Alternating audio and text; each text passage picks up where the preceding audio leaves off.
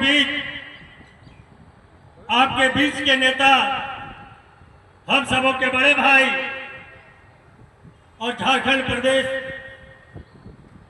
Congress committee के पूर्व अध्यक्ष और आज इस संविधान बचाओ रैली के नोडल पदाधिकारी प्रदीप बालमूर्ति जी से अनुरोध करूंगा, आए और आकर के अपनी बात को रखें और संविधान बचाओ रैली को घर घर तक कैसे पहुंचाएं इसकी बात करें।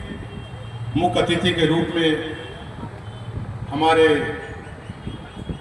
एआईसीसी से आए हमारे प्रभारी के राजू जी, जिला के अध्यक्ष आनंद बिहारी दुबे जी, हमारे प्रदेश का सक्षम नेतृत्व करने वाले अध्यक्ष केशव महतो कमलेश जी, हमारे साथी संघर्ष के नेता बंधु तिर्की जी, हमारे इस क्षेत्र के पूर्व मंत्री बन्ना गुप्ता जी, अशोक चौधरी जी, बलजीत सिंह बेजी जी और मंच पर उपस्थित सभी सम्मानित नेतागण, उपस्थित विभिन्न क्षेत्रों से आए हमारे कांग्रेस परिवार के साथियों और पत्रकार बंधुओं, आज ऐसे समय हम इस साक्षी में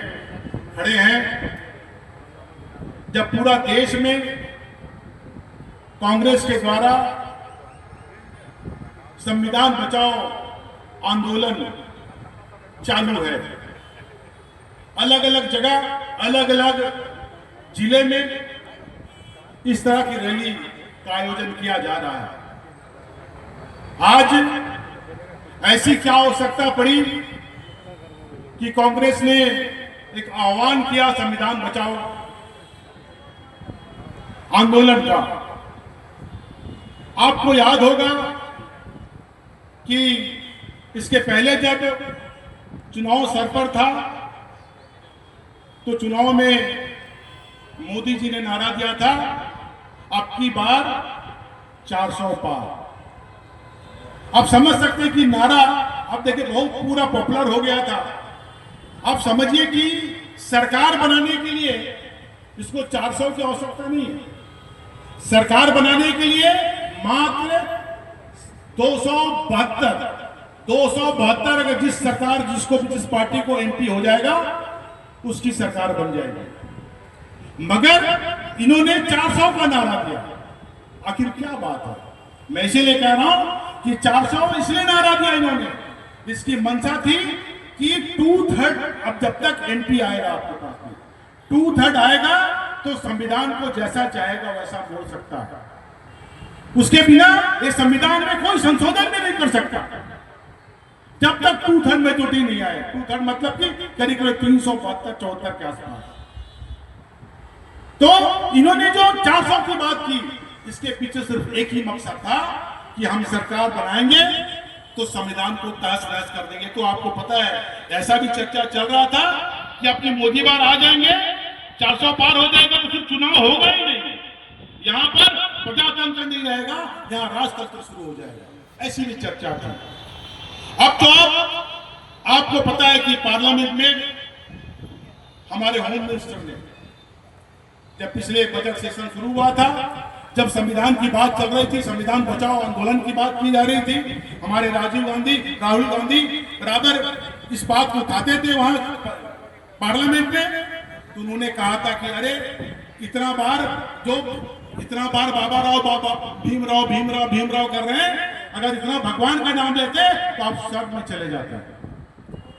इन्होंने पार्लियामेंट में कहा। अब समझ लीजिए इसकी मानसिकता क्या है। जो संविधान के रचयिता है उसके खिलाफ ये बात कर रहे पार्लियामेंट में, इनकी इतनी हिम्मत है। हम इसलिए इसकी चर्चा करें, इसकी मंशा, इसके पीछे क्या है। और तो और आप देखें कि जब से 2014 से जब से सरकार आई है तो इस सरकार का हर निर्णय संविधान को कमजोर करने वाला है। अब इसी के समय देख लीजिए, चाहे आरबीआई की बात कर लें, चाहे हमारे ऑटोनोमस संस्थाएं हैं, चाहे ईडी की बात कर लें, चाहे इलेक्शन कमीशन की बात कर लें, अब तो कोर्ट की भी बात कर रहे हैं हम लोग। ये सब संस्थाएं ऑटोनोमस है, इसको सरकार नहीं चलाती। ये अपने आप चलते हैं, अपने आप चलाता है देश, उसके जो संस्था के लोग हैं ये लोग चलाते हैं। मगर जब से रंगा मिला आ गया है, जब से बीजेपी की सरकार आ गई है, तो ये भी संस्थाएं उनके इशारे पे चल रही है।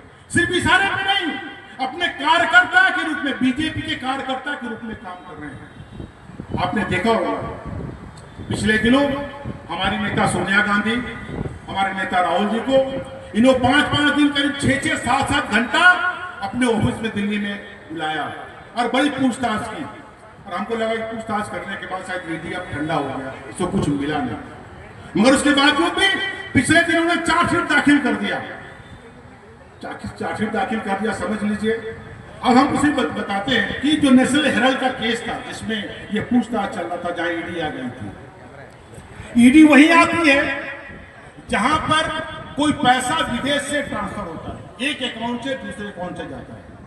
1 रुपया भी अगर इधर से इस अकाउंट से उस अकाउंट में गया तो ईडी आ सकती है, बिना कुछ एफआईआर के भी आ सकती है। मगर इस केस में, हमारे नेशनल हेराल्ड केस में, ना राहुल जी के पास 1 रुपया गया, ना सोनिया जी के पास 1 रुपया गया, और ना तो कोई वहां से उस संस्था से, नेशनल हेराल्ड का ट्रस्ट से, ना कोई तेल भरा, ना कोई अभी किसी का वेतन का भुगतान किया गया। एक भी पैसा का ट्रांजेक्शन नहीं हुआ, मगर इसके बावजूद भी ईडी आ गई। मैंने कहा कि जब तक अकाउंट में इधर से उधर पैसा नहीं जाएगा तब तक ईडी नहीं आ सकती है। मगर इनके चलते, आपने कहा कि ये जो रंगा बिल्ला है, इनके इशारे पे ईडी काम कर रही है। और तो और मैंने कहा इलेक्शन कमीशन की बात हम बात करेंगे, बहुत लंबा चौड़ा हो जाएगा। इलेक्शन कमीशन ने इन्होंने क्या क्या किया है।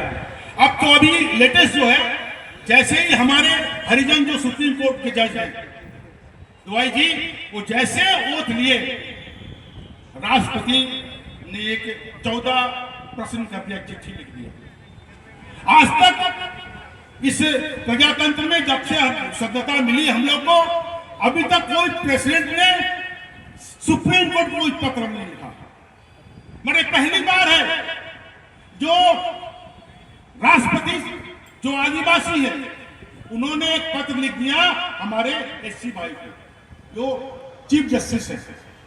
कोई इंसिडेंट देखिए, ऐसी बात नहीं, इतना दिन तो चिट्ठी नहीं लिखे। इसके पहले भी चीफ जस्टिस था, उस तब तक तो चिट्ठी नहीं लिखे। जैसे ही हमारा हरिजन चीफ जस्टिस हो गया तो आदिवासी से चिट्ठी लिखवा दिया, सवाल कर दिए, 14 सवाल। हमको समझने की बात है, ये ऐसे लोग हैं जो समाज को लड़ाना चाहते हैं, एक आदिवासी से एक हरिजन को लड़ाना चाहते हैं। आप इसकी बात को गंभीरता से देखें, किस हद तक ये किस कैसा काम कर रहे हैं। इसलिए मैंने कहा कि पहले कभी ऐसा नहीं हुआ। अब ऐसी संस्थाएं, अगर कोर्ट भी आपके हिसाब से निर्णय करना चाहेगा, आप कराना चाहते हैं, तो क्या संभव है? तो प्रजातंत्र चलेगा क्या? ये संविधान बचेगा क्या?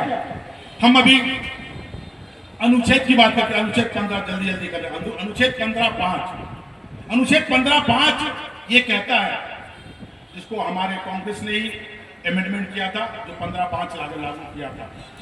15(5) में जो सामाजिक दृष्टि से कमजोर लोग हैं, जो आर्थिक दृष्टि से कमजोर लोग हैं, वैसे बच्चों को सरकारी नहीं, गैर सरकारी इंस्टीट्यूशन में, गैर सरकारी संस्थान, चाहे मैनेजमेंट हो, चाहे इंजीनियरिंग कॉलेज, गैर सरकारी है, उसमें रिजर्वेशन का प्रोविजन है। ये हमने लाया, हमारे कांग्रेस ने लाया। अगर आज आप देख लें कि क्या ये जो प्राइवेट संस्थाएं हैं, वहां आदिवासी और जो गैर आदिवासी जो गरीब हैं, उनको रिजर्वेशन मिल रहा है क्या? मिल रहा है क्या? नहीं ना मिल रहा है। संविधान में रहते हुए, ये प्रोविजन रहते हुए भी ये वैसे बच्चों को आगे नहीं बढ़ाना चाहते जो कमजोर लोग हैं। इसलिए राहुल जी ने जनगणना की बात की। अगर जनगणना नहीं होगा तो हम जो हमको मिलता है पैसा, उसका बंटवारा कैसे होगा? कैसे पता चलेगा कि आदिवासियों को कितना मिलना चाहिए, हरिजन को कितना मिलना चाहिए, बैकवर्ड को कितना मिलना चाहिए, अपर कास्ट को कितना मिलना चाहिए? इसलिए जनगणना की बात की गई। इसलिए अब लगता है कि पानी आने वाला है, बहुत लंबा समय नहीं लेना चाहते। इसलिए हम जो जनगणना की बात, हम लोग राहुल जी से जो उन्होंने आगे कदम उठाया है, हम लोग कदम से कदम मिलाकर उसमें शरीक हो, और हमें पूरा विश्वास है आने वाले समय में निश्चित रूप से हम लोग सब मिलकर काम करेंगे तो संविधान बचेगा। धन्यवाद, जय हिंद।